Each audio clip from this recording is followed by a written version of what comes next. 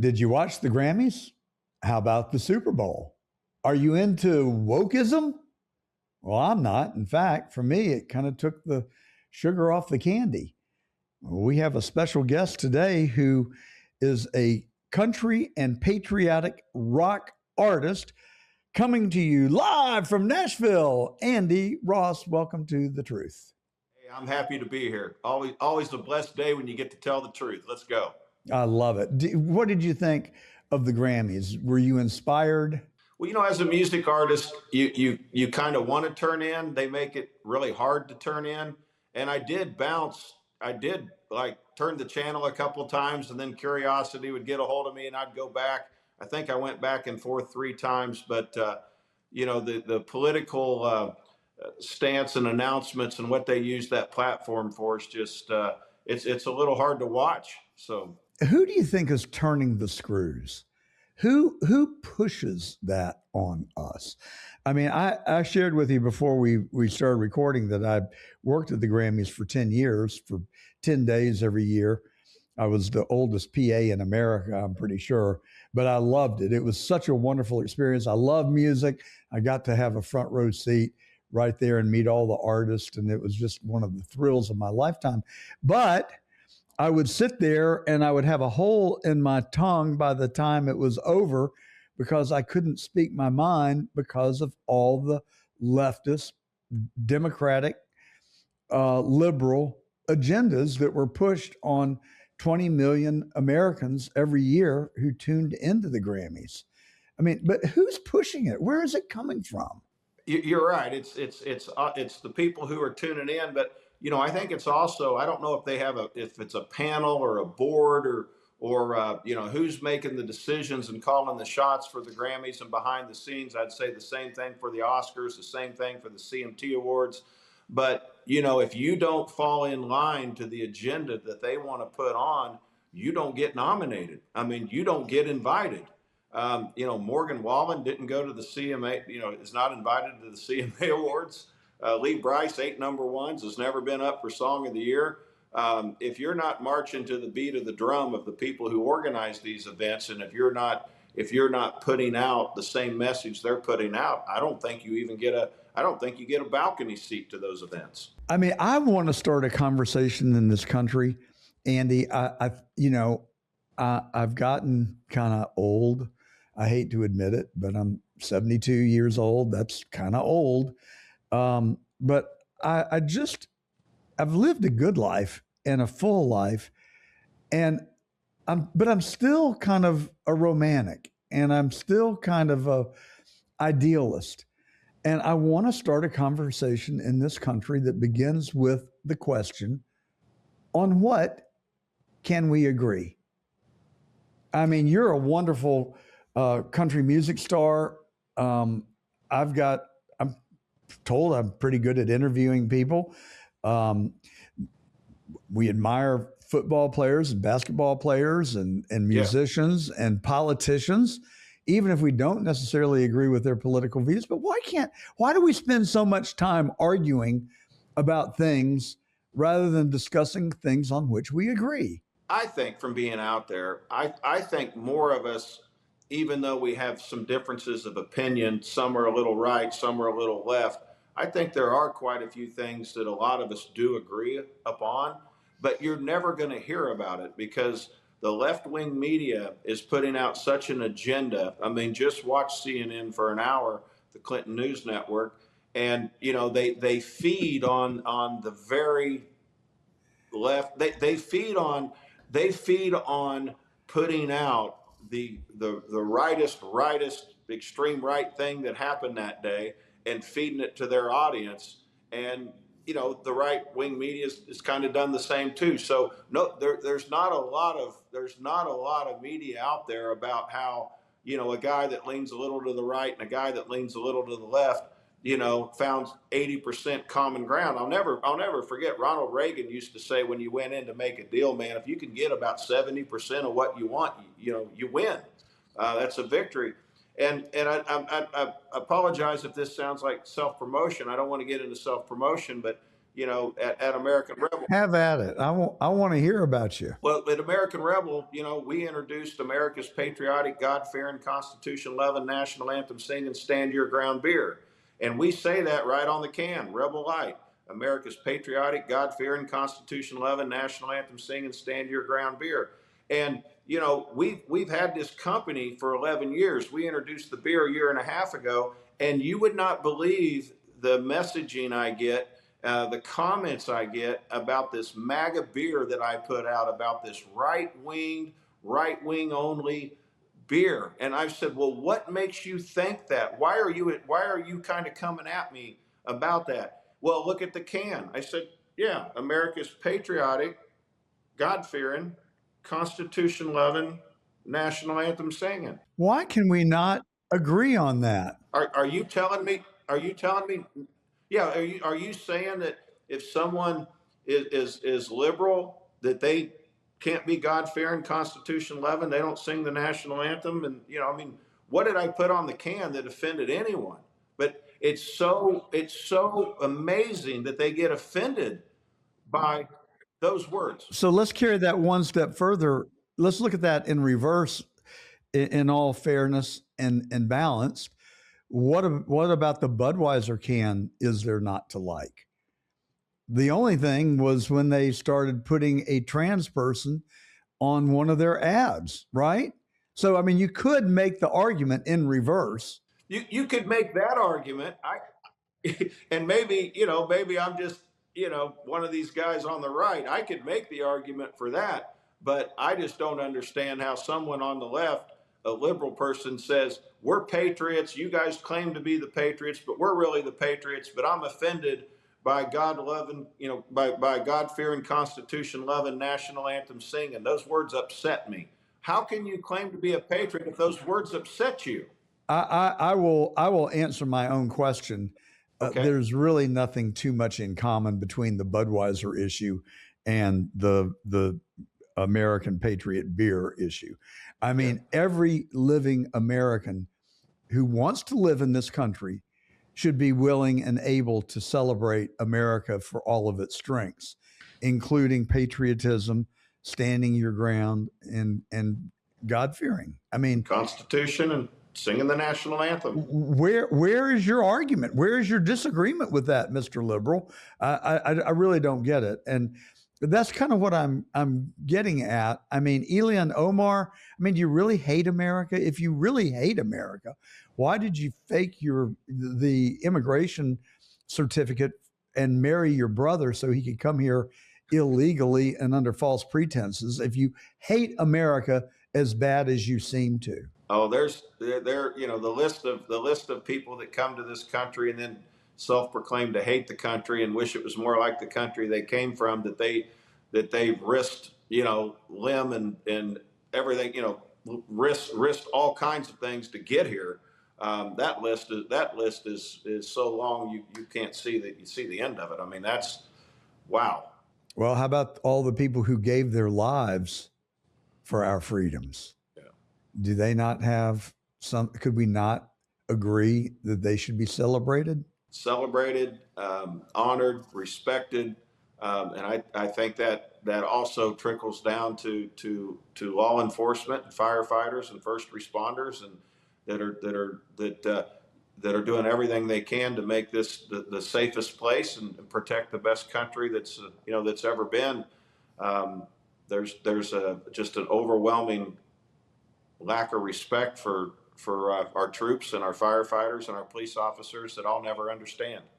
I wasn't planning on going down that rabbit hole, but since you breached it, I've got this. I've worked in the district attorney's office in Bibb County, Macon, Georgia, at the early part of my career.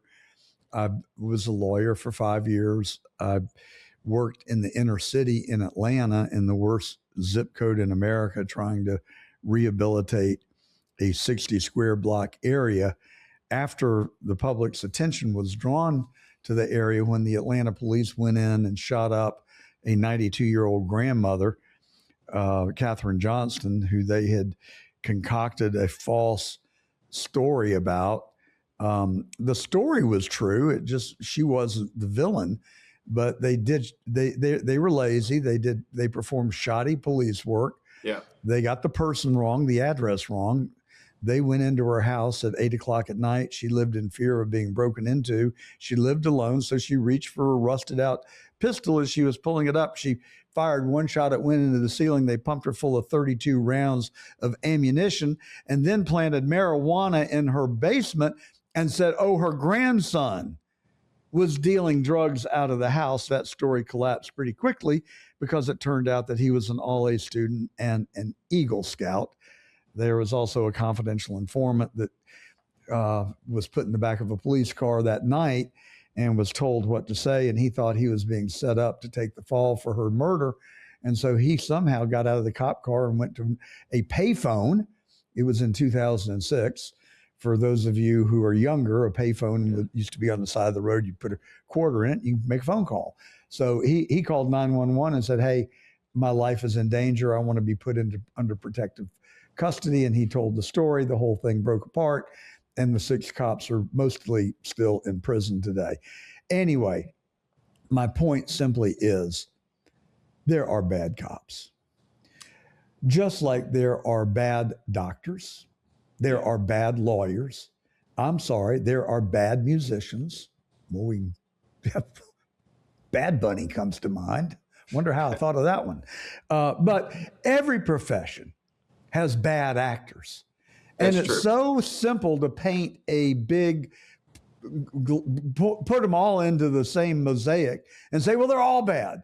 But the fact of the matter is, I've lived in Palm Beach County now for the last 7 or 8 years, and I can tell you that the Palm Beach Sheriff's Office may be one of the best sheriff's departments in America.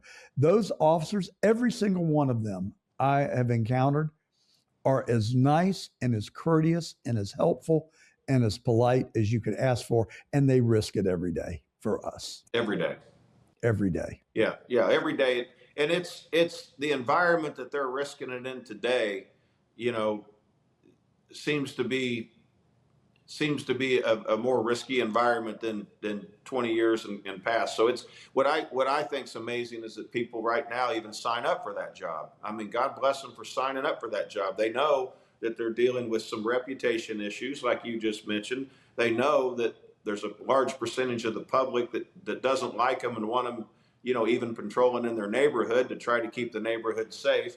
They get treated so disrespectful when people are not protesting. It's rioting, what we see a lot of times on TV.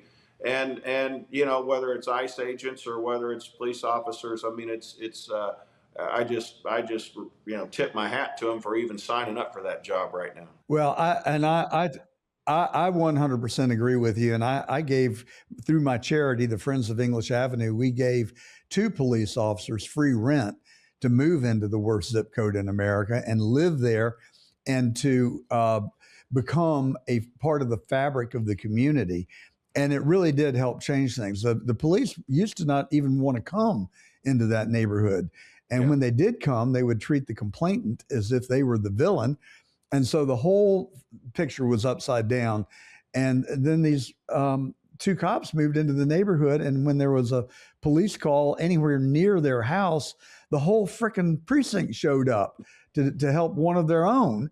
Yeah. And then they started going to church in the neighborhood. They went to community meetings, and the people learned that they were human beings, and they happened to be compassionate and very nice. Yeah. And so I really am proud of the fact that we did that. And I would just wish that cops all across America could take a lesson in manners. I mean, I got pulled over one day for speeding down 41 in Atlanta, and this motorcycle cop pulled me over. I remember it like it was yesterday. It was 30 years ago. And he said, Mr. Gordon, what's your hurry? He said, I clocked you at 40 and then 50 and then 60. I was going to let you go until you got to 60, and it's in a 40-mile-an-hour zone, and I'm afraid somebody's going to get hurt. And he was so polite and nice about it and gave me my ticket. Yeah. I wasn't mad at him. Yeah. But then you run into a cop who's got a little man complex and a badge and a gun, and they just treat you like dirt, and that's what gives you a bad feeling about cops sometimes. Yeah, I mean, you can certainly understand everybody has a bad experience from time to time with people from any profession. Um, there needs to be probably not probably. I mean, some type of the vetting process to become a law enforcement officer. If you're becoming a law enforcement officer because you want to pound your chest and bully people around and give you permission to to be an SOB, Yeah. that's not what we need. And the people want to defund the police. That may be the stupidest thing I've ever heard in my life. Defund the police. Who are you going to call when something goes bump in the middle of the night? Ghostbusters is out of business, so you got to call That's somebody. right. Who are you going to call? Yeah. But I think the answer is not defunding the police. Yeah. It's just holding the bad ones accountable in a way that it is appropriate for whatever their transgression is. I haven't had that experience personally for a long, long time, but I have been a little bit witness to it back from my hometown, a small town that I grew up in southeast Kansas when I was very young. And I remember thinking to myself at a very young age, 18, 19 years old, maybe 20, 21, 22. But I remember thinking, why did they let the school bully that, picked on me and others through high school become a police officer? I mean, that's the wrong temperament for a police officer. Don't hire the school bully. Yeah. He's got that complex that you don't want in a police officer. I'll give you one good reason why they do that. It's the best they can find for the amount of money that we are willing to pay. Yeah. We pay our firemen and policemen and first responders like crap. And so, we get what we pay for. And if I were king for a day, I would probably reduce the police force by 20%, and I would take the savings and I would increase the salary of the other 80%, and we would attract the brightest and the best from all over the country to come and patrol and serve and protect the citizens of that jurisdiction. I think it would work. How about you?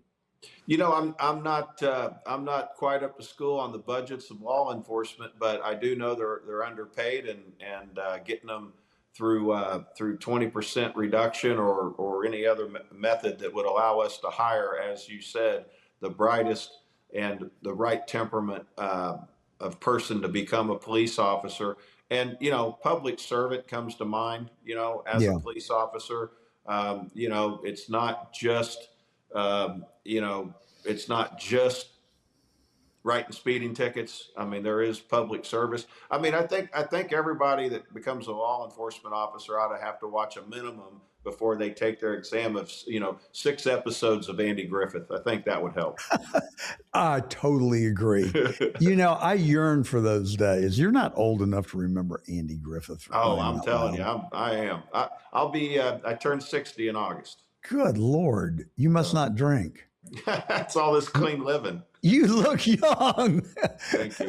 So where do you perform? My first race coming, or my first performance of the summer's coming up first week of March in Gainesville, or the Gainesville Nationals NHRA race down in Florida. That's on a Saturday, and then Sunday the opening of the bike season down in Florida.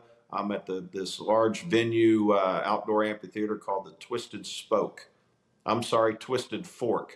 down in Middle Florida. So I'll be going from there, and then it's pretty much nonstop for the summer. Looking forward to playing back close to my home area of Kansas City, playing the Black Oak Amphitheater down there coming up in May, and just dates all over the place. Headed to West Virginia next month.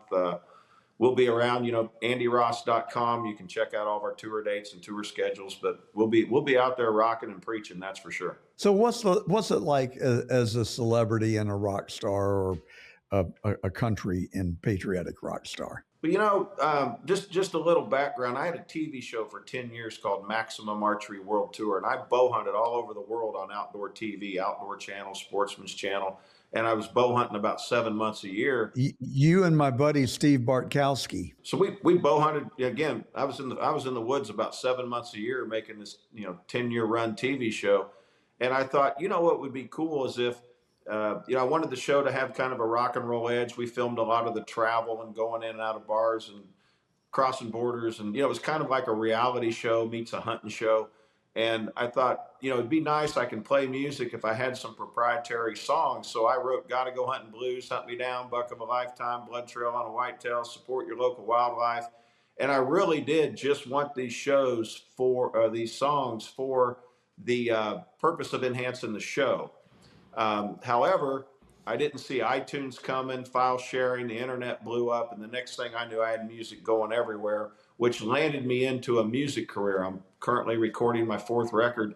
And, I kind of came up, I was right in the beginning of YouTubes and social media and these things, and I was able to keep my publishing, keep my music, keep everything I write, keep all the business with me. And, it's a blessing to get up every day and to have it all under my control, play where I want to play.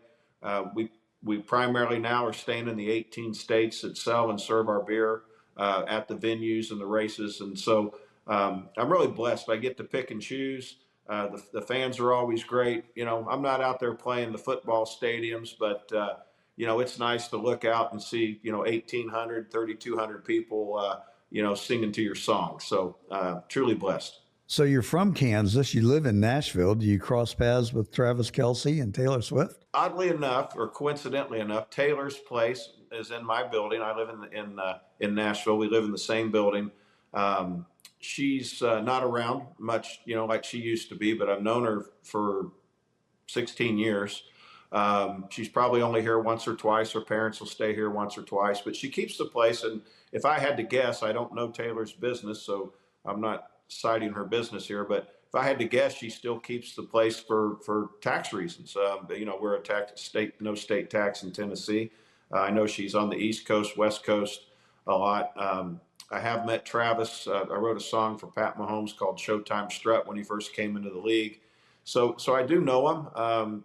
And I'm going to be on Kylie Kelsey's podcast later in the month. So I know him, but do I see him much? No.